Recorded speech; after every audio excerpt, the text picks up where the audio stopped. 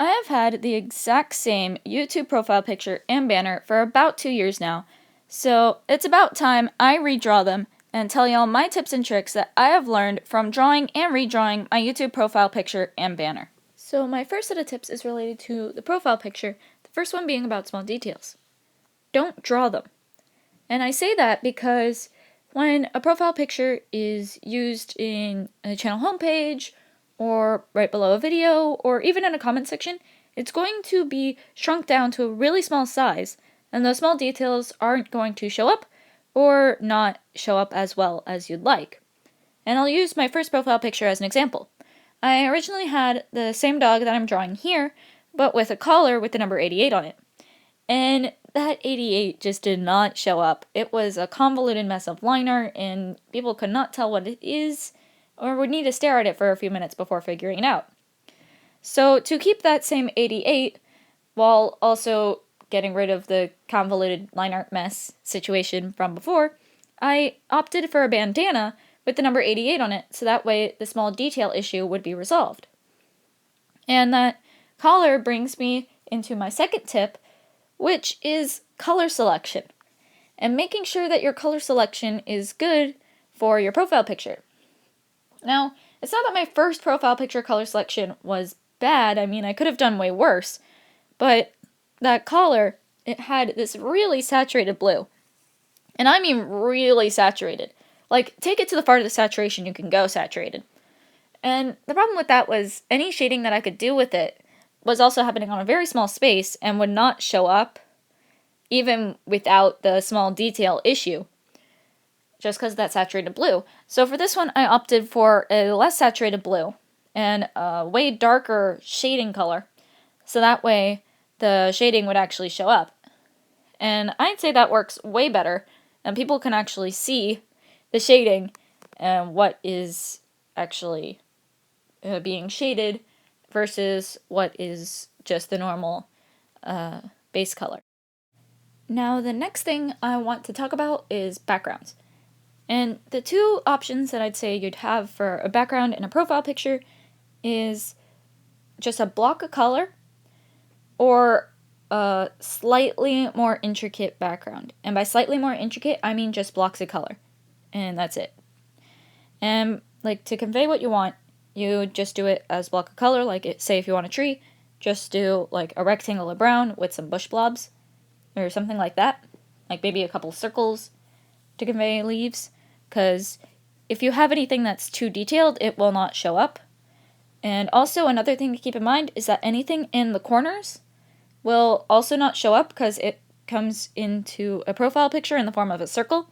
So make sure that if you do a background, have nothing of importance in those corners, so that way it can actually show up. And have backgrounds that highlight the character instead of take away from the character. Moving on to the banner, now we are having a bit more wiggle room to actually tell our viewers what we would like them to see about our channel and what we would like them to know. Essentially a little mini advertisement as to what our channel is about. And usually this can come in the form of telling them when your videos are posted or what types of videos you do, or just a little drawing showing what happens or a little picture about what type of content you do, things like that. And what I do is I just do my channel name and the little drawing of the dog that I do in my profile picture to help with theming. Now, that's another great tip about banners, is that if you keep to a same theming as you do with your profile picture, it can really help with consistency. It can really help with tying your entire channel page together.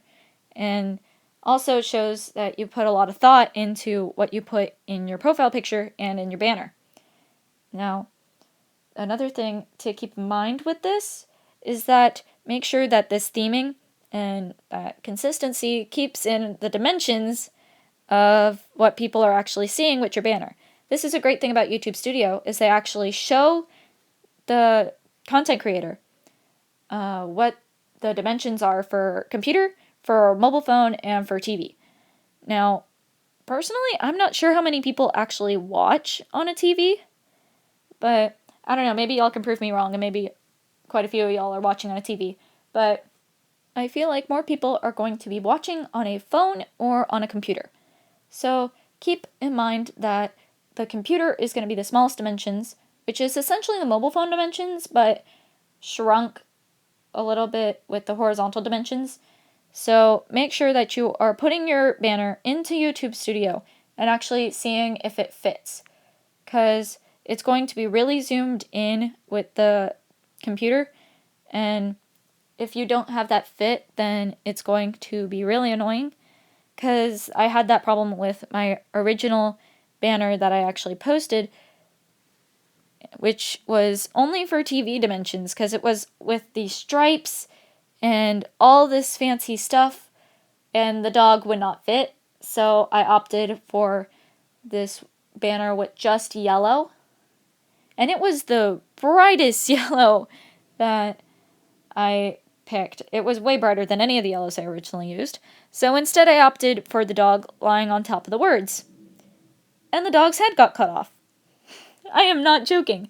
It actually had, from the eyes up, its head was cut off. So that was not a great look. So for this one, I made sure that I had the dog shrunk down so that way it would actually fit. But the awesome then got cut off horizontally because I wasn't checking that originally. So then I put it in YouTube Studio and I saw that it had the awesome cut off, and then I actually had everything fit in the end. So that was a great thing to check. But I hope you all liked today's video, and hopefully some of these tips will help you in making your own profile pictures and banners, and I hope you all have a magnificent day, and I will see you all later.